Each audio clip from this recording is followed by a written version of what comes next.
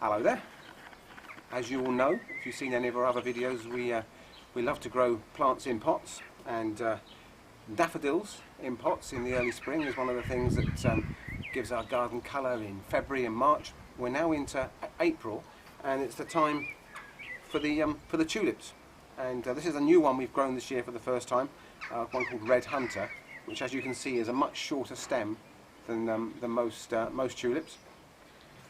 And I just wanted to kind of show you, two extremes, I suppose. We've got a little dwarf short-stemmed one, a little pot like that, and one of our favourites is this fella here, which is Ballerina. So things like tulips can give you a bit of colour in your pots right up until kind of middle of May, something like that, and then by then you can start thinking about swapping them around and having your summer bedding plants like the geraniums in there. So if in the autumn, if you're out and about, go and have a look at some packs of bulbs. If you wanted colour early spring, there's the daffodils, but this time of the year, later in the spring, tulips are fantastic. Now, this is another one we haven't grown before.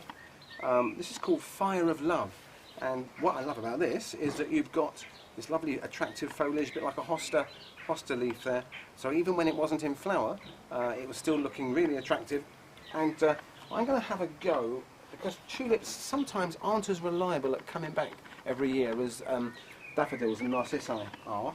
And I'm going to have a go at cutting off the dead flower stems, because in there it's got the potential to set seed, which is going to use up energy, and I want all the energy to actually go down into the bulb, so that next year we get some more flowers on this Fire of Love.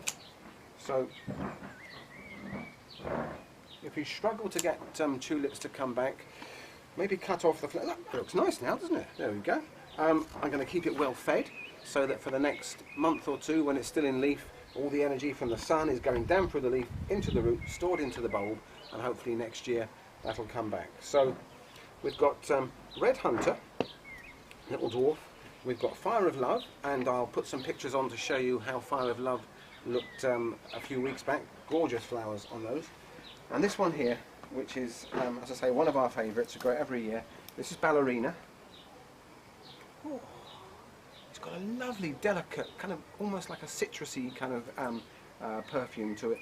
And these often come back year after year for at least 2 or 3 years. So for the sake of a couple of pounds for a pack of bulbs, you get years and years of colour and perfume at a time of the year when there's not much else you can safely put out in the garden.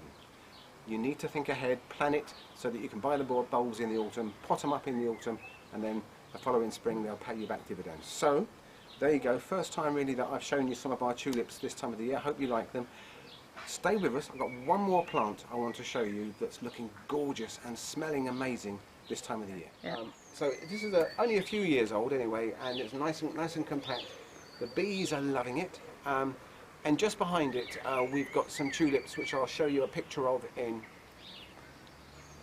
now. And these tulips have come back year after year. I think they're an apple dawn tulip, apple dawn mix probably. So look out for apple dawn tulips if you want tulips that will come back every year, and look out for rhododendron tinkerbird if you like the look of that. Great in the shade. Thanks for watching.